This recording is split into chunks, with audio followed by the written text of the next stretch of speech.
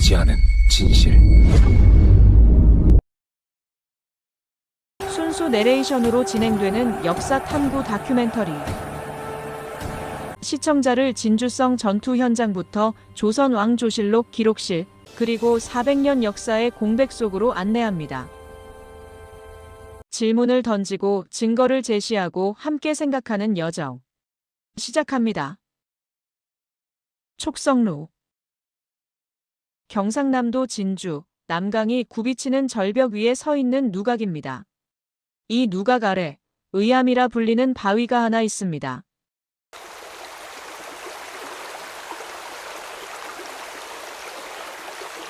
(1593년 6월 29일) 이 바위에서 한 여인이 외장을 끌어안고 남강에 투신했다고 전해집니다. 그녀의 이름은 논계. 우리는 초등학교 교과서에서 그녀를 배웠습니다. 의로운 기생, 나라를 위해 목숨을 바친 연력. 매년 추모제가 열리고 사당의 제사가 올려집니다. 그런데 조선왕조실록을 검색해 보았습니다. 조선왕조실록 검색창에 논계를 입력하니 검색 결과가 0건이었습니다. 이상하지 않습니까? 조선왕조실록 472년간의 기록 4,965만 자. 왕의 식사 메뉴까지 기록한 이 방대한 문서에 논계는 단 한 글자도 없습니다. 그렇다면 우리는 무엇을 믿어야 할까요? 논계는 정말 존재했을까요? 아니면 우리가 믿고 싶었던 이야기였을까요? 오늘 우리는 역사의 공백 속으로 들어갑니다. 먼저 실록이 기록한 진주성 전투를 보겠습니다. 1593년 계사년. 임진왜란이 시작된 지 1년 2개월째. 명나라 군대가 참전하면서 전쟁은 소강 상태에 접어들었습니다. 왜군은 서울에서 남쪽으로 후퇴했고 명나라와 강화 협상을 시작했죠. 하지만 도요토미 히데요시는 한 가지 명령을 내립니다. 진주성을 공격하라. 왜 하필 진주성이었을까요? 1년 전인 1592년 10월 제1차 진주성 전투. 진주 목사 김시민이 이끄는 조선군 3,800명이 왜군 3만 명을 격투했습니다. 임진왜란 3대 대첩 중 하나, 진주대첩입니다. 왜군에게 진주성은 씻을 수 없는 치욕이었습니다. 그리고 1593년 6월 왜군은 거의 전군을 동원합니다. 9만 3천여 명. 임진왜란 단일 전투 사상 최대 규모입니다. 선조실록 26년 6월 기록입니다. 왜적이 수십만 대군으로 진주성을 포위했다. 창의사 김천일, 경상우병사 최경회, 충청병사 황진 등이 성에 들어가 방어했으나 적의 수가 너무 많아 당해낼 수가 없었다. 6월 22일부터 29일까지 8일간의 혈전. 진주성 안에는 군사 약 7,000명, 그리고 피난민 6만여 명이 있었습니다. 매일 밤낮 없이 전투가 벌어졌습니다. 성벽 곳곳에서 불이 났고 화살과 총탄이 빗발쳤습니다. 6월 29일 새벽 왜군이 북장대 쪽 성벽을 돌파합니다. 성이 함락됐습니다. 선조실록 26년 7월 16일자 기록입니다.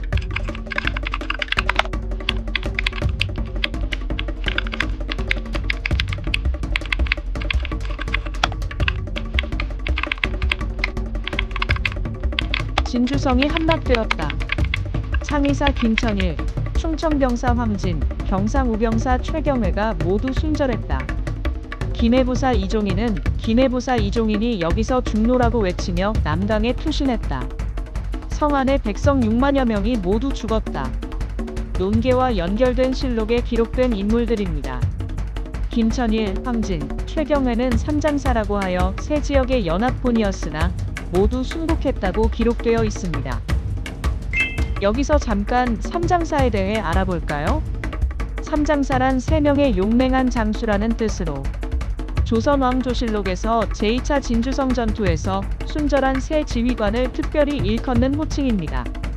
창의사 김천일은 전라도 나주에서 의병을 일으킨 의병대장이며 56세에 순국한 인물입니다. 당시 진주 목사 서혜원이 무능하여 김천일이 실질적 지휘를 했고 성이 함락되자 촉성로에서 북쪽을 향해 절한 후 아들을 끌어안고 남강으로 투신했습니다. 충청병사 황진은 함의정승의 5대손으로 정규군 지휘관 출신입니다. 그는 1590년 통신사로 일본을 방문했고 귀국 후 왜군이 반드시 침략할 것을 경고하기도 하였습니다. 임진왜란 발발 후 안덕원 전투에서 6,000명의 왜군을 기습하여 섬멸하고 이치 전투에서 2,000명으로 15,000명의 왜군을 격퇴하여 호남방어를 성공했으며 전략적 요충지인 죽주산성을 탈환하여 왜군의 진격을 늦추는 혁혁한 공을 세운 인물이었습니다.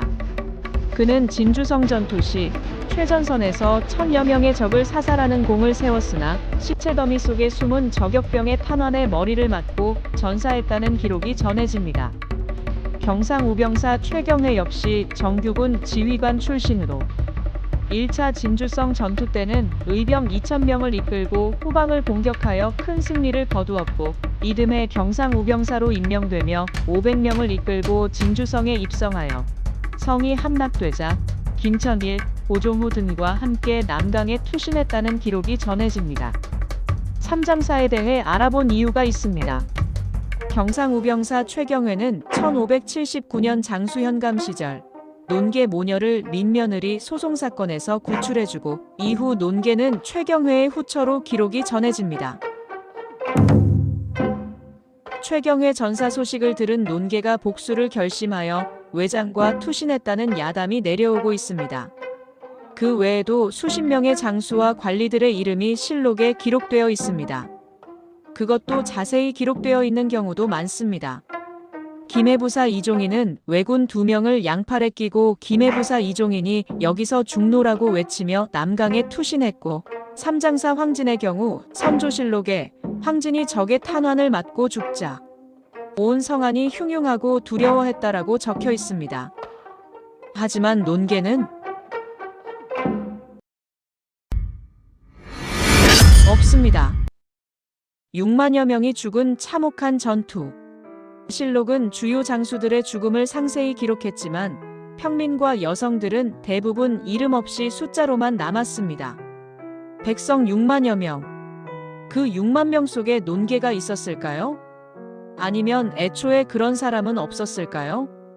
1594년 진주성 전투가 끝나고 1년 후입니다. 한 선비가 삼도순 안어사로 임명되어 경상도, 전라도, 충청도를 순찰합니다. 전쟁으로 파괴된 지역의 피해 상황을 조사하는 임무였죠. 그의 이름은 유몽인. 자는 응문, 호는 어우당. 유몽인은 범상치 않은 인물이었습니다. 1589년 문과 3장장원, 초시, 복시, 전시에서 모두 장원을 한 천재였죠. 임진왜란 당시에는 광해군의 스승으로 분조를 따라다니며 전쟁을 직접 목격했습니다. 1594년 순안어사로 진주를 방문한 유몽인. 그곳에서 그는 수많은 사람들을 만났습니다. 전쟁에서 살아남은 백성들, 가족을 잃은 유족들, 그리고 전투를 목격한 증인들. 그리고 20여 년 후, 1620년경 유몽인은 한 권의 책을 펴냅니다. 어우야담. 야담이란 무엇일까요? 오늘날로 치면 인터넷 커뮤니티 괴담 모음집 같은 거죠. 어우야담은 조선 후기 야담집의 효시로 평가받지만 역사 기록으로서는 문제가 많습니다. 왕실의 비화부터 전쟁 중에 기이한 일들, 백성들의 고단한 삶, 그리고 기생과 선비들의 이야기까지 558편의 이야기가 담겨 있습니다. 그중 한 편, 논계에 관한 이야기입니다.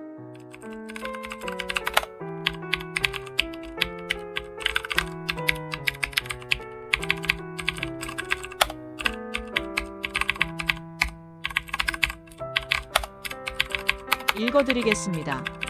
진주에 기생 논계가 있었다. 계사년 6월 왜적이 진주성을 함락하고 촉성루에서 승전을 축하하는 연회를 벌였다. 논계가 의복을 정제하여 입고 스스로 나아가 외장 게야무라 로쿠스케를 유혹했다. 누각난간에 이르러 그를 껴안고 남강에 투신하여 함께 죽었다. 그리고 유몽이는 이렇게 덧붙입니다. 전쟁의 혼란 속에서 미처 그 의로운 죽음이 기록되지 못하고 신분상의 문제로 나라로부터 보상받지 못한 것을 안타깝게 여겨 이에 기록한다. 주목할 부분이 있습니다.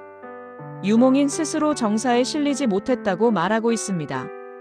즉, 유몽인도 논계가 공식 기록에 없다는 것을 알고 있었습니다. 하지만 그는 이 이야기를 믿었고 후세에 전하고 싶었던 겁니다. 그렇다면 유몽인은 이 이야기를 어디서 들었을까요? 1594년 진주조사 당시일 가능성이 큽니다.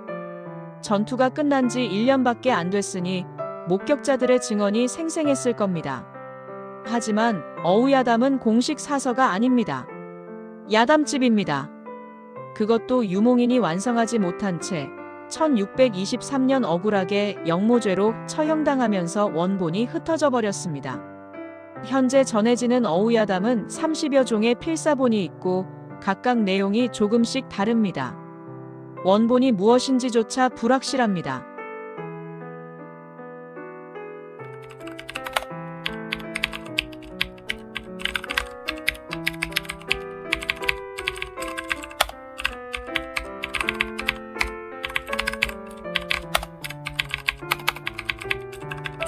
어우야담의 특징을 보면 30여 종의 같은 제목, 다른 책이 존재합니다.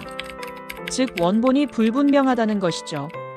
또한 유몽인이 억울하게 영모로 사형을 당해 완성하지 못했기에 필사 과정에서 내용이 변형되었을 가능성이 있습니다.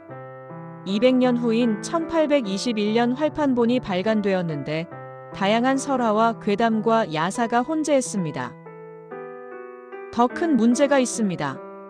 당대 학자들도 어우야담의 신뢰성에 의문을 제기했습니다. 장유의 계곡집에 이런 기록이 있습니다. 유몽인이 어우야담을 지었는데 민간에 비속한 일들을 많이 기록하였다. 내가 우연히 한 권을 보니 글이 매우 속될 뿐더러 사실과 다른 곳이 눈에 많이 띄었다. 즉, 신뢰할 수 없는 기록이라는 겁니다. 그렇다면 논계 이야기도 사실이 아닐 가능성이 있지 않을까요? 어우야담의 논계 기록을 자세히 뜯어보겠습니다. 첫 번째 의문. 외장, 게야무라 로쿠스케. 한국 측 기록에서는 논계에게 죽었다고 합니다. 하지만 일본 측 기록을 보면 게야무라 로쿠스케라는 인물이 임진왜란 이후에도 활동한 기록이 있습니다. 동명이인일까요? 아니면 어느 쪽 기록이 틀린 걸까요? 두 번째 의문. 촉성루 연회. 어우야담에는 왜군이 승전을 축하하며 연회를 벌였다고 나옵니다. 하지만 생각해봅시다. 6월 29일 새벽 진주성이 함락됐습니다. 실록에 따르면 그날 6만여 명이 학살당했습니다. 성안은 아비규환이었죠. 그런 상황에서 외장들이 여유롭게 촉성루에 올라 연회를 벌일 수 있었을까요? 물론 가능할 수도 있습니다. 승자의 잔인한 축제였을 수도 있죠. 하지만 확인할 방법이 없습니다. 세 번째 의문. 논계의 유혹.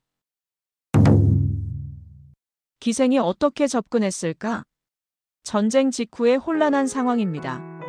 경계가 삼엄했을 겁니다. 조선의 기생이, 그것도 함락된 성의 기생이 외장 앞에 나타나서 수를 따르고 춤을 췄다. 가능은 합니다. 왜군이 의도적으로 불렀을 수도 있고 논계가 목숨을 걸고 잠입했을 수도 있습니다. 하지만 이것도 추측일 뿐입니다. 네 번째 의문. 반지 이야기. 민간 전설에는 논계가 외장을 확실히 끌어안기 위해 10손가락에 반지를 끼었다는 이야기가 있습니다. 반지로 외장의 옷을 꽉 잡아 절대 놓지 않았다는 거죠. 하지만 이 이야기는 어우야담에도 없습니다. 훨씬 후대에 추가된 각색입니다.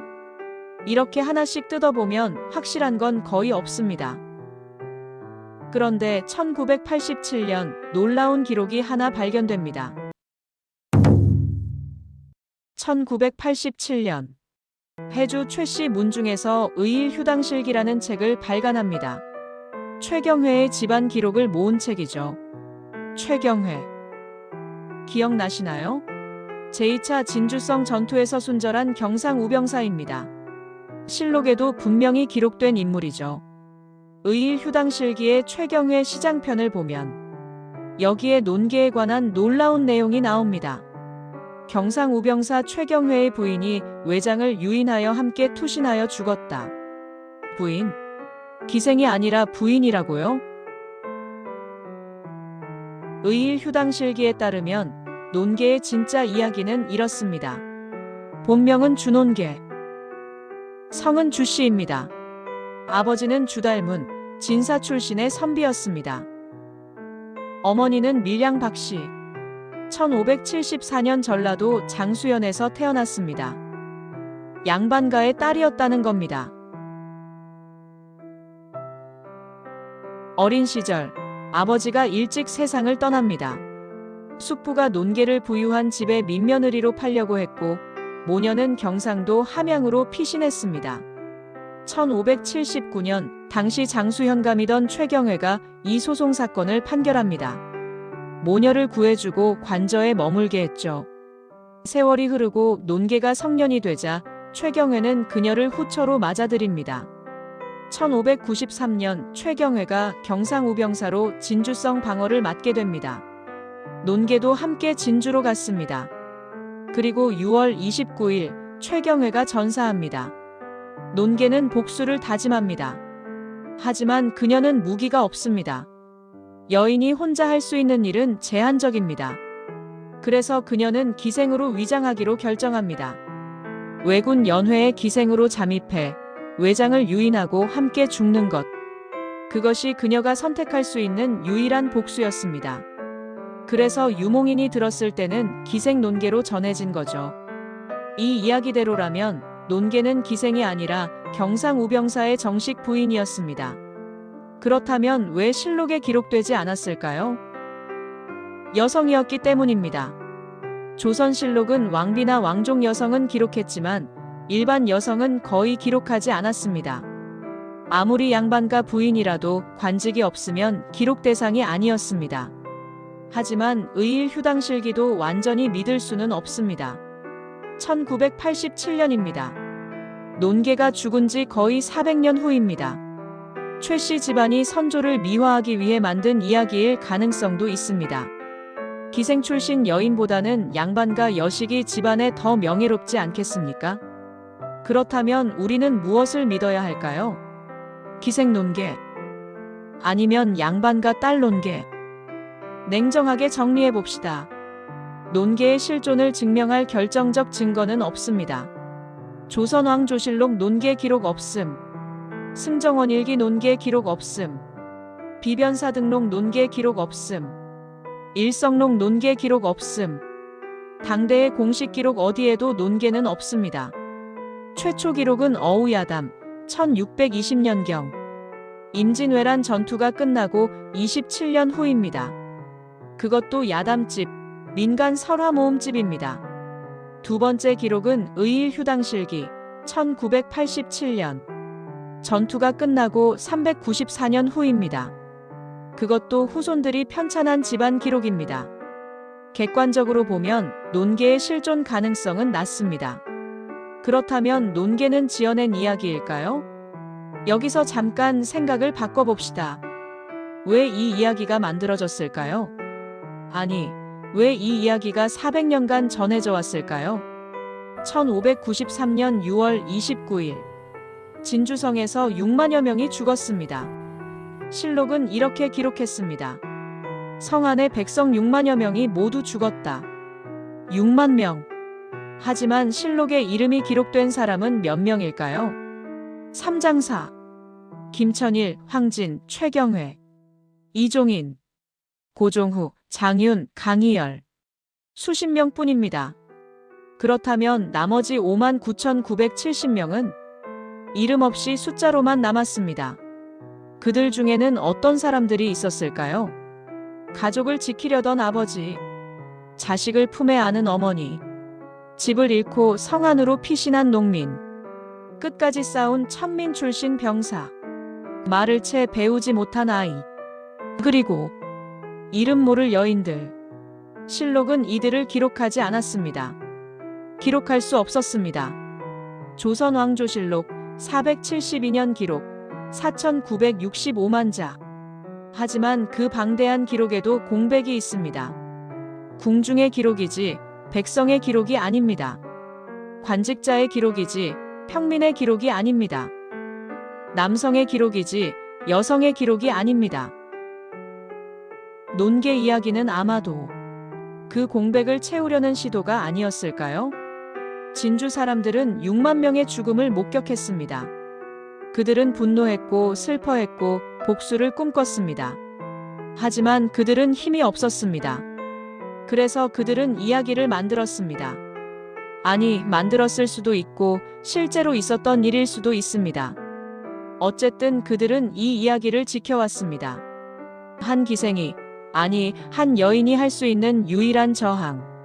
자신의 목숨을 대가로 적장을 끌어안고 투신하는 것. 권력도 없고 무기도 없는 사람의 최후의 저항.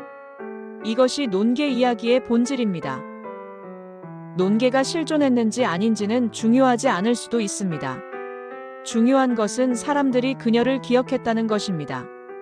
1593년부터 1868년까지 275년간 아무런 공식 인정도 없었습니다. 하지만 진주 사람들은 매년 의암에 꽃을 놓았습니다. 1868년 진주 목사 정현석이 처음으로 공식 제사, 의암별제를 시작합니다. 1956년 논계사당이 세워집니다. 1974년 국가 차원의 추모제가 시작됩니다. 실록에 없던 이름이 국가의 공식 기억이 된 겁니다. 이것이 기억의 힘입니다. 역사는 두 가지로 이루어집니다. 기록된 역사, 그리고 기억되는 역사. 조선왕조실록은 논계를 기록하지 않았습니다. 하지만 사람들은 논계를 기억했습니다. 그 기억이 틀렸을 수도 있습니다. 과장됐을 수도 있고 미화됐을 수도 있고 심지어 완전히 지어낸 이야기일 수도 있습니다. 하지만 그 기억에는 진실이 담겨 있습니다. 이름 없이 죽어간 사람들의 분노, 힘없는 자들의 저항, 잊혀지기를 거부하는 의지. 오늘 우리는 논계가 실존했는지 증명하지 못했습니다. 어쩌면 영원히 알 수 없을지도 모릅니다. 하지만 우리는 더 중요한 질문을 만났습니다. 역사란 무엇인가? 사실의 기록인가? 의미의 계승인가? 실록에 있는 것만이 역사인가? 실록에 없는 것은 없었던 일인가? 조선왕조실록은 세계에서 가장 위대한 역사 기록물입니다. 하지만 그 실록도 모든 것을 담지는 못했습니다. 실록의 공백에는 무수한 사람들이 있습니다. 그들도 살았고 웃었고 울었고 싸웠고 죽었습니다. 야담과 전설은 그 공백을 채웁니다. 부정확하고 과장되고 때로는 거짓이 섞여 있지만 그 속에는 실록이 담지 못한 진실도 있습니다. 오늘도 누군가는 의암에 꽃을 놓을 겁니다. 실존 여부를 확인할 수 없는 한 여인을 위해. 그것이 우리가 역사를 기억하는 방식입니다. 다음 시간에는 또 다른 역사의 공백을 찾아갑니다. 여러분은 어떻게 생각하시나요? 논계는 실존했을까요? 댓글로 의견을 남겨주세요. 구독과 좋아요는 더 나은 역사 이야기를 만드는 힘이 됩니다. 히스코리언이었습니다. 역사의 진실은 때로 질문 속에 있습니다.